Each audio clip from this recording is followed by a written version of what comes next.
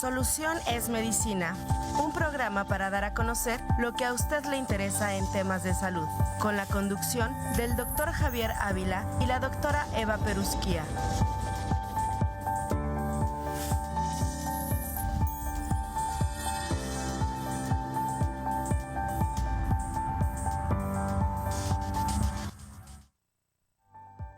Hola, muy buenos días, tengan todos ustedes bienvenidos a su programa Solución es Medicina, programa auspiciado por el Sistema Universitario de Salud. Les saluda la doctora Eva Perusquía. Es un gusto poder compartir este espacio con ustedes para hablar de temas que son importantes para nuestra salud, no solamente de la comunidad universitaria, sino de la comunidad en general. Les recuerdo, estamos en vivo desde Radio Universidad en el 89.5 por tv.uac.mx. y también en el canal 24.1 de Sistema de Televisión. Saludo con gusto también a la gente de Radio UAC Cadereyta en el 95.9. Les recuerdo nuestros teléfonos, el 442-192-1200, extensión 3720, 192-1293, o el celular 442-249-8788, donde con gusto trataremos de contestar todas sus preguntas. El día de hoy tenemos una invitada especial, la doctora Amalia Padilla. La doctora Amalia Padilla es oncóloga clínica.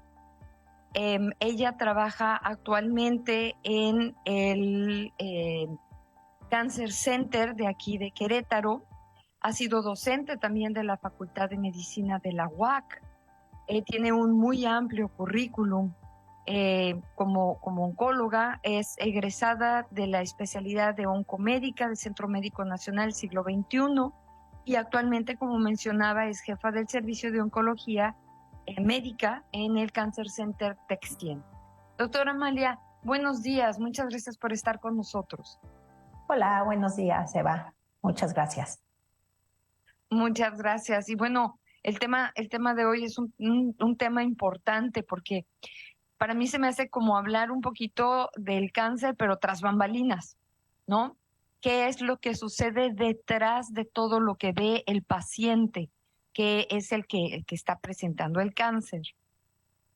Para entrar un poquito en tema, quisiera yo que nos dijeras, primero, ¿qué es el cáncer? Si estás de acuerdo para poder entrar en este tema.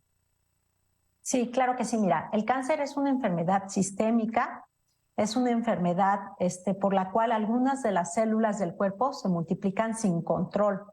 Y bueno, esta se puede diseminar a otras partes del cuerpo. Realmente puede haber cáncer en cualquier parte del cuerpo, ¿no? Y a cualquier edad, hombre, mujer, o sea, es una enfermedad que no discrimina y que puede aparecer en cualquier momento. Sí, yo digo que son como células locas, células que se volvieron locas, que se empiezan a reproducir sin darse cuenta que están dañando al organismo que les dio origen. Y muchas veces terminan matando a este mismo organismo sin darse cuenta que de la misma manera ellas mueren, ¿no? Correcto. Son como células locas. Amalia, ¿en quiénes es más frecuente el cáncer en nuestro país? ¿En jóvenes, en niños, en adultos mayores, hombres, mujeres? ¿Cómo está la epidemiología del cáncer ahorita en nuestro país? Sí, mira, tradicionalmente es más frecuente en personas de la tercera edad, en personas de edad avanzada, porque se van acumulando mutaciones conforme pasan los años, ¿no? Digamos que en la literatura eso es lo que nos menciona, ¿no? A partir de 50, 60 años es más frecuente encontrar cáncer. Hoy en día hemos visto cáncer en personas jóvenes. La verdad es que antes no era tan frecuente verlo. Hoy en día ya encontramos cáncer en personas jóvenes. Y bueno, esto tiene mucho que ver con nuestros hábitos de vida, con, pues, digamos que las nuevas actualidades que tenemos, ¿no? Que hacen que se presente la enfermedad en etapas más tempranas, ¿no? Exacto. ¿Y cuáles son los tipos de cáncer más frecuentes actualmente en nuestro país? Ok, en mujeres, bueno, cáncer de mama es el cáncer más frecuente. Cáncer cervicuterino sigue siendo un problema de salud también en México. En países desarrollados, cáncer cervicuterino la verdad es que no pinta como una enfermedad importante, pero en México sí, el cáncer cervicuterino es un problema importante, ¿no? Y en hombres, bueno, cáncer de próstata igual sigue siendo un problema importante. Cáncer de pulmón en ambos sexos, hombre y mujer, y son como los principales cánceres. Sí, creo que sí, a veces hay que marcar la diferencia en nuestro país y en otros países. Hay lugares donde se le da mucha más importancia al cáncer de colon, por ejemplo. Creo que en nuestro país no le damos tanta importancia, aunque a lo mejor sí deberíamos de hacerlo también, ¿no? Sí, sí, cáncer de colon también es importante, cáncer de ovario, por ejemplo, también en México es un cáncer importante, pero bueno, es más frecuente mama, es más frecuente cervicuterino, ¿no? Uh-huh. Ok, ahora, yo decía al inicio del programa que era hablar un poquito tras bambalinas sobre el cáncer porque quisiera que nos platicaras un poquito del trabajo que tiene que hacer un oncólogo con el paciente una vez que se le diagnostica el cáncer y de hecho desde antes, porque el cáncer es una enfermedad que si se diagnostica a tiempo y el médico de primer contacto sabe identificar los síntomas y los signos que nos pueden decir que esté presente, se puede tener un muy buen pronóstico o una curación completa, ¿no? Pero debe de existir todo un trabajo detrás de ese diagnóstico para que realmente las cosas funcionen. Entonces, tú que estás aquí en el Cancer Center, ¿qué nos puedes decir sobre este trabajo colaborativo que debe de existir entre el médico de la atención primaria, una vez que encuentra que hay algo raro, que se diagnostica el cáncer, y todo lo que viene detrás de un diagnóstico de cáncer? Platícanos un poco de tu experiencia, Donal. Sí, mira, es muy importante el manejo colaborativo, ¿no? El trabajo en equipo. Hay muchos estudios donde se demuestra que si trabajamos en equipo, el resultado va a ser mucho mejor para el paciente en todos los aspectos. Entonces, en el trabajo colaborativo, el paciente es el centro y todo el personal de salud está alrededor del paciente, ¿no? Todos trabajamos para que el paciente esté mejor, tenga mejores resultados en cuanto a calidad de vida, en cuanto a sobrevidas, en cuanto a curación. Todos nos centramos en eso y trabajamos siguiendo y siempre teniendo en mente que lo que buscamos es lo mejor para el paciente. Entonces, de esta manera es un trabajo en equipo muy coordinado en el cual todos los especialistas y todos los trabajadores de la salud tenemos una comunicación amplia, una comunicación abierta, generamos mucha empatía entre todos. Y bueno, es una comunicación con mucho respeto, ¿no? Es importante, por ejemplo, comentar que para que digamos que un trabajo colaborativo esté completo, necesitamos diferentes personal de la salud, ¿no? Necesitamos a una nutrióloga, necesitamos al psicooncólogo, necesitamos a la fisioterapeuta, necesitamos al genetista, necesitamos al patólogo, al oncólogo quirúrgico, al oncólogo médico, al radiooncólogo. Y bueno, la verdad es que la lista es muy grande, ¿no? Dependiendo de dónde se encuentra el tumor primario, la lista se vuelve muy, muy grande y es importante que todos participemos porque todos ponemos nuestro punto de vista y nuestro granito de arena para que el paciente tenga un mejor resultado. Esto que nos comentas es importante. Hay algo que nos pregunta muchas veces la gente. ¿Cuál es la diferencia entre el oncólogo clínico, el oncólogo quirúrgico, el radiooncólogo? Porque muchas veces se confunde el papel de uno y otro, ¿no? Y uno le pregunta, oiga, ¿ya lo vio el oncólogo? Sí, ya me vieron, me van a operar, pero ya después, ¿quién me va a dar el tratamiento? O si es cualquier cirujano el que me va a operar y después tiene que verme el oncólogo. ¿Cuál es la diferencia entre cada uno de estos papeles que juegan ustedes como profesionales dentro de la oncología? Sí, en oncología vemos como tres subespecialistas Está el oncólogo quirúrgico, él su formación es quirúrgica. De hecho, él para poder llegar a ser oncólogo quirúrgico se tuvo que haber ido por la rama de cirugía, hacer cirugía general y después hacer oncología quirúrgica. Realmente el oncólogo quirúrgico es el que se encarga de hacer todos los procedimientos, toma de biopsias, operaciones, todo lo que tiene que ver con cirugía. El especialista es el oncólogo quirúrgico. Estamos los oncólogos médicos o oncólogos clínicos, como es mi caso, yo soy oncóloga médica. Nosotros nos fuimos por el área de medicina interna. O sea, nosotros para poder llegar a hacer oncología tenemos que estudiar 2 años o 4 años de medicina interna y posteriormente hacemos oncología médica.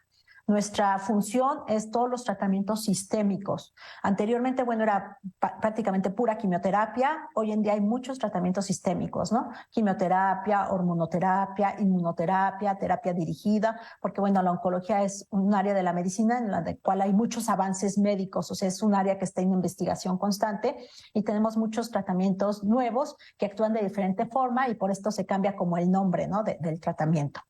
Y están los radiooncólogos. Los radiooncólogos son los especialistas o los expertos en todo lo de radioterapia. Ellos también se van por el área de medicina interna y posteriormente hacen radiooncología. Entonces ellos tienen que ver con todo lo de radiación, braquiterapia, radiación externa, todo lo de radioterapia lo ve el radiooncólogo. La verdad es que trabajamos de manera complementaria, pero por ejemplo yo como oncóloga médica no hago biopsias, yo como oncóloga médica no opero, esa no es mi área, ¿no? O sea, yo como oncóloga médica doy tratamientos sistémicos, ya sea quimioterapia, ya sea hormonoterapia, ese es mi área, ¿no?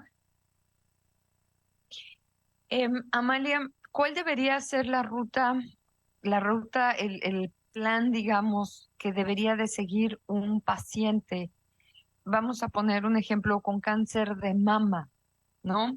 ¿Quién lo debe de diagnosticar? ¿Es el ginecólogo, el oncólogo? ¿Quién va a dar el tratamiento? ¿Cuál sería el camino para que nuestros radioescuchas y nuestros televidentes sepan cuál debería ser el camino que un paciente con sospecha de cáncer debiera de seguir? ¿Tiene que irse directo al oncólogo o al cirujano? ¿Cuál es el camino que el paciente debe seguir para que la gente sepa a quién acudir? Normalmente, bueno, aquí hay como varios caminitos, ¿no? Si el paciente detecta su bolita, hay muchos pacientes que ellos van y se hacen su mastografía, a veces es el médico general o el médico familiar quien detecta una bolita o el que pide su mastografía de control como screening que sabemos que se tiene que realizar. Entonces, depende cómo se detecte la bolita, se piden los estudios de imagen, el estudio de tamizaje por elección es la mastografía. Entonces, bueno, se pide mastografía. Con esto, si ya se documenta una bolita, lo ideal es mandarlo a un centro integral para poder valorar si es necesario hacer biopsia para tener diagnóstico y posteriormente a esto planear de manera multidisciplinaria, de manera interprofesional, cuál va a ser el mejor camino para esa paciente, ¿no? Hay pacientes en las cuales es mejor operar primero y hay otras pacientes en las cuales es mejor dar tratamiento sistémico inicialmente. Lo ideal es que vayan a un centro donde estén diversos especialistas. Lo que normalmente hacemos es que nos juntamos varios especialistas y damos nuestro punto de vista, analizamos pros y contras de uno u otro tratamiento y con esto ya se decide la ruta a seguir del paciente, ¿no? Y obviamente todo esto es individualizado porque no todos los pacientes van a ser iguales. Supongo que algunos empezarán, como dices tú, con terapia médica, o sea, con quimioterapia, y después se les operará, o al revés, primero lo opero y luego le doy radioterapia. Cada uno debe ser individualizado, me imagino. Sí, correcto. Es individualizado. Sí tenemos unas guías de práctica clínica que nos guían, como lo dice el nombre, hacia cuál es el mejor caminito a seguir, pero esto depende de muchas características de cada paciente, ¿no? Entonces, sí, cada caso se debe de valorar de manera, pues, digamos, particular y con esto decidir qué es lo mejor lo que le corresponde al paciente. ¿Dentro del equipo cuentan también con genetistas? Sí, el genetista es importante. De hecho, hoy en día se tiene pues mucha información acerca del cáncer y hay muchos tratamientos que el paciente puede responder si tiene o no ciertas alteraciones genéticas, ¿no? Entonces es importante poder realizar estos estudios para poder dar un tratamiento más dirigido, dependiendo de la alteración genética que se tenga. Eso es en cuanto a tratamiento. En cuanto a consejo genético también es importante. Es muy común que en la consulta nos pregunten, bueno, yo soy mamá de 2 hijos o 2 hijas, hay riesgo de que este cáncer lo presenten mis hijas. Entonces, bueno, el genetista juega un papel muy importante también en este punto, ¿no? Él nos ayuda y hace pues todo su trabajo en ver qué tanto riesgo hay de que esto sea heredable y bueno, y en caso de que sí sea así, qué es lo mejor que se puede hacer para disminuir este riesgo o o hay alguna otra forma en la cual se pudiera como frenar este riesgo, ¿no? Ahora, ¿qué papel tienen también la gente de nutrición dentro del equipo? ¿O en qué momento entraría la gente de nutrición dentro del tratamiento del cáncer? La nutrición es muy importante. Sabemos que los pacientes que están bien nutridos toleran mejor el tratamiento, tienen menores efectos adversos derivados al tratamiento. Entonces, lo ideal es que el nutriólogo entre desde el inicio del tratamiento, ¿no? O sea, ahorita mucho de lo que les decimos a nuestros pacientes es que no se va a tratar ahorita de hacer dietas exageradas o dietas muy diferentes a las que uno está acostumbrado, porque esa no es la finalidad, ¿no? La finalidad es que el paciente con lo que él normalmente come y con lo que normalmente le está acostumbrado se pueda nutrir de una buena forma para que esté en condiciones de recibir su tratamiento y lo tolere mejor. Esa es como la primera asesoría. Posteriormente vienen asesorías respecto a alimentos específicos, ¿no? ¿Qué debo de evitar? ¿Qué es mejor comer? Que hay ciertos alimentos, por ejemplo, durante quimioterapia, ciertos alimentos que dan náusea o que dan vómito. Entonces, bueno, de entrada, pues, si ya te sientes mal, pues evitar esos alimentos. Hay otros alimentos que nos quitan la náusea, quitan el vómito. Entonces, toda esta información el nutriólogo nos ayuda. Igual en caso de diarrea, en caso de estreñimiento, sabemos que la dieta es importante y nos ayuda a poder controlar estos síntomas. Entonces, hay diferentes puntos de vista desde los cuales los nutriólogos nos ayudan, ¿no? Nos ayudan para que toleren mejor el tratamiento de manera general y nos ayudan de manera específica dependiendo de los síntomas que vayan presentando los pacientes. Ok. Dentro del equipo también debe de haber terapia física. Sí. ¿Qué papel juega la terapia física? ¿Debe de ser al mismo tiempo que está el tratamiento oncológico o es al final del tratamiento? ¿Cómo se maneja esto? Sí, la actividad física es importante, ¿eh? El paciente activo tiene una mejor tolerancia al tratamiento y una mejor respuesta al tratamiento. También nos evita complicaciones, ¿no? Entonces, sí, normalmente sí, el paciente se ve beneficiado cuando es valorado por la fisioterapia, la técnica en fisioterapia, desde un inicio.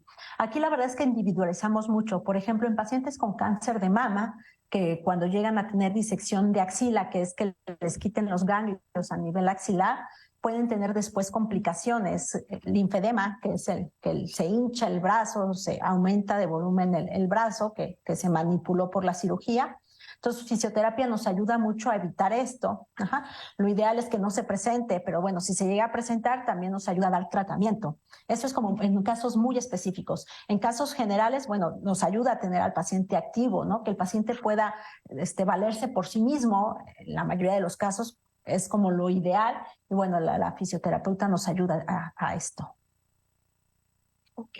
Ahora, en el caso de que se requiriera de prótesis, pensando un oncosarcoma, por ejemplo, un sarcoma que requiriera de una amputación de extremidades, por ejemplo.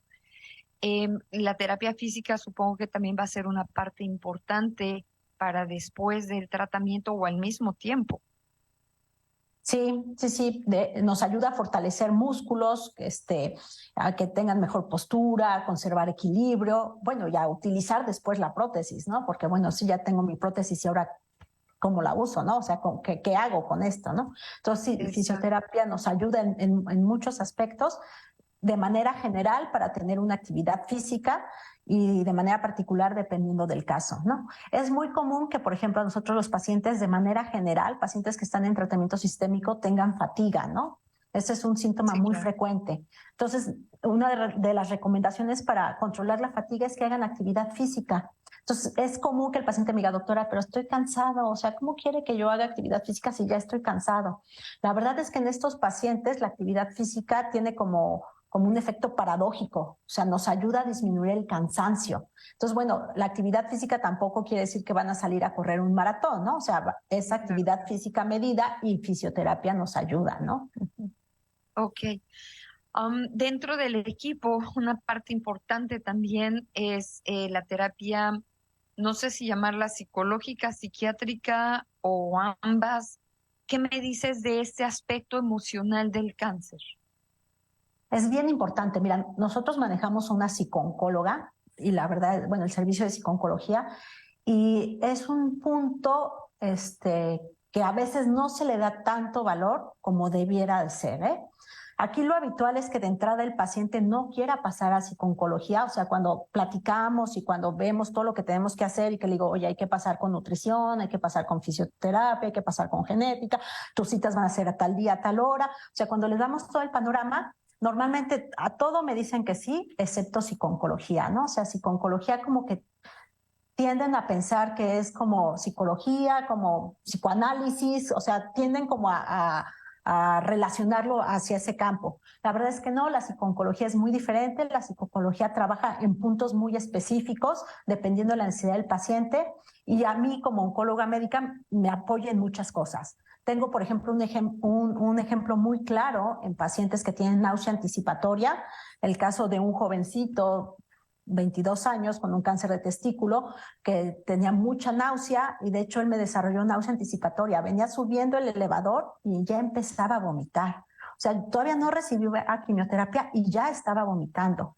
Entonces, él al inicio no quiso acercarse a psicooncología. La verdad es que posteriormente lo aceptó y logramos controlar ese tipo de síntomas, ¿no? O sea, es un síntoma que fue una asociación que hizo a nivel cerebral y que, bueno, el paciente ya asociaba que venir aquí era igual a náusea y vómito y sin que pusiéramos medicamento él ya estaba vomitando, ¿no? Entonces, la psicooncología nos ayuda en muchas cosas, en cosas muy prácticas como la que les acabamos de comentar, este tipo de náusea anticipatoria, y bueno, también nos ayuda a cómo dar malas noticias. Tengo a los papás o a la familia que me dice, oye, es que yo tengo hijos de 6, 7 años, ¿cómo les digo que se me va a caer mi cabello? ¿Cómo les digo que tengo cáncer? ¿Cómo? O sea, nos ayuda a hablar de manera natural estos problemas, quitando un poquito el tabú que hay, ¿no? En cuanto a estos diagnósticos. Y sin duda el cáncer es una enfermedad que trastorna no solamente la vida de la persona, sino de la familia, de su entorno.